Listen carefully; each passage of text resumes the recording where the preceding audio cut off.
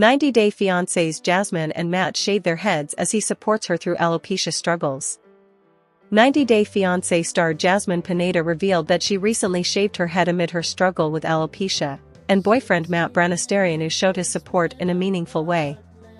In a touching show of love and solidarity, Matt shaved his head along with Jasmine as she navigated her health journey.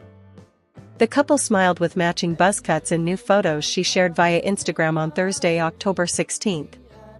The TLC personality, 39, noted that she has been battling an autoimmune condition, which means my body's immune system mistakenly attacks my hair follicles, adding that stress and the postpartum period can make it flare up even more, which is why it sometimes comes and goes. Jasmine and Matt welcomed their first child together, a baby girl named Matilda, in March and announced her arrival the following month. Jasmine is also mother to two sons, Juance and JC, from a past relationship.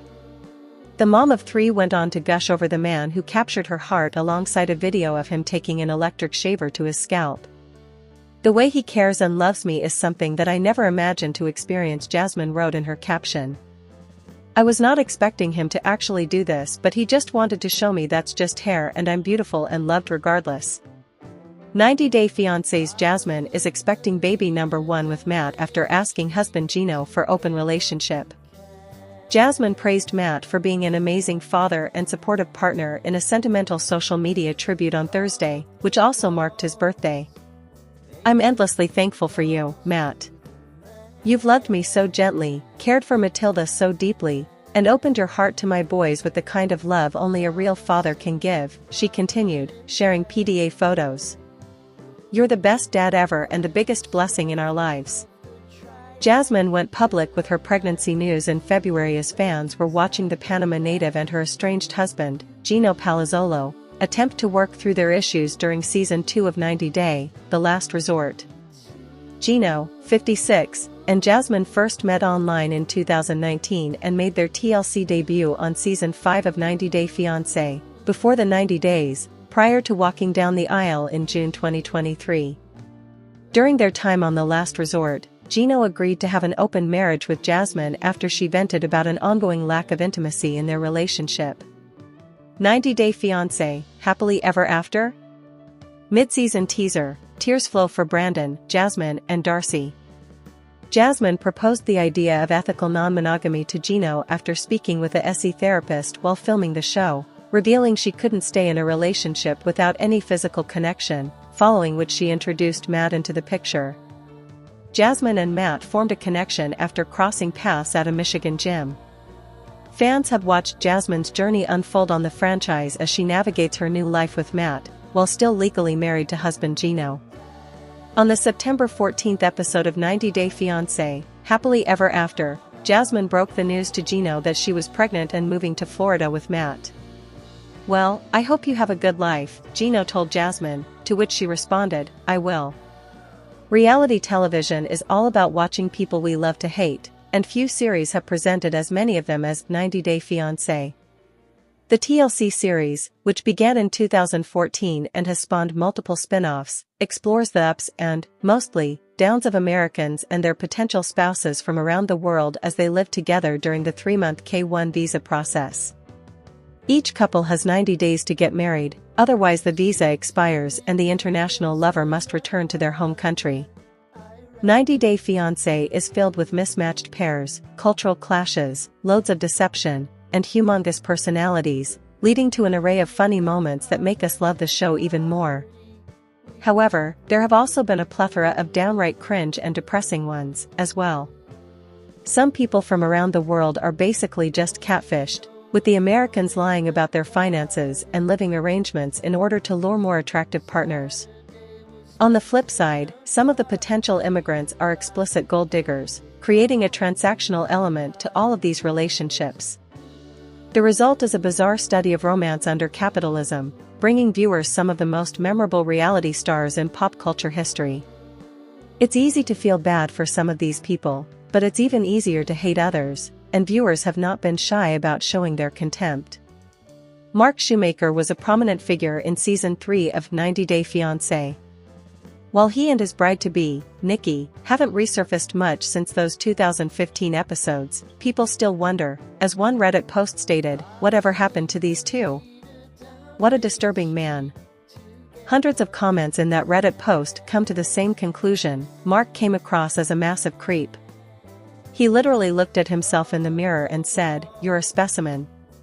Mark hailed from Baltimore and was 58 when he appeared on the show with 19-year-old Nikki from Cebu City in the Philippines. In fact, he already had 4 children, who were older than his fiance, from a marriage with another younger Filipina woman, so he seemingly had a fetish of sorts, and kept a picture of his ex-wife in his bedroom, even after Nikki moved into it. Mark proposed to Nikki just 2 days after meeting her. True to tacky form, he used a zip tie instead of an engagement ring. He displayed the same kind of cheap behavior when he refused to pay for the wedding dress Nikki wanted.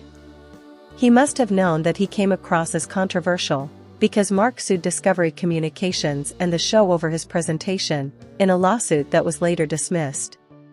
He also responded to the significant amount of hate he received online, saying, per In Touch Weekly, "You know, when you look at most of the people who are responding on social media, they have 5 things in common. Basically, they're overweight, they're women, they're alone, they're jealous, and I don't know what the 5th is." Ed Brown was another older man with a fetish for younger women from the Philippines and was hated even more than Mark Shoemaker. He has been considered the biggest villain of the franchise by some. Ed's potential bride, Rosemary, was 31 years younger than him and a straight-up catch compared to Ed's short-necked silhouette. Nonetheless, he berated Rosemary for bad breath and made her shave her legs in exchange for a kiss, even though he used mayonnaise to soften his hair and lied to her about his height. Despite his behavior, the real reason Rosemary broke up with Ed was that he lied to her about wanting to have children. Ed didn't seem to learn any lessons from his relationship with Rosemary when he next dated a woman named Liz.